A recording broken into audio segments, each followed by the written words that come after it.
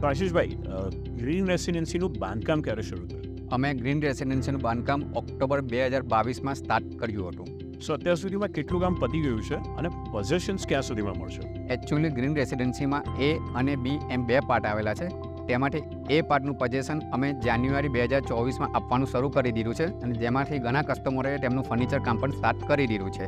અને બી પાર્ટ છે જેની પોઝેશન અમે મે 2024માં આપવાના છે. તો ક્વોલિટી માટે કયા કયા મેઝરમેન્ટનું ધ્યાન રાખવામાં આવે છે? એકચ્યુઅલી ક્વોલિટીવાળું મકાન બનાવવા માટે 2 વસ્તુનું ખાસ ધ્યાન રાખવું જોઈએ, જે અમે ધ્યાન રાખીએ છીએ.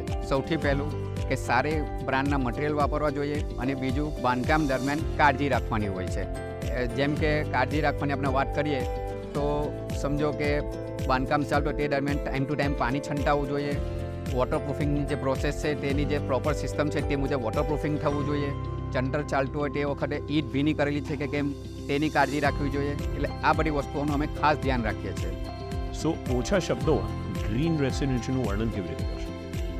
સૌથી પહેલું સોસાયટીનું લોકેશન, પ્રીમિયમ સોસાયટી અને ક્વોલિટી.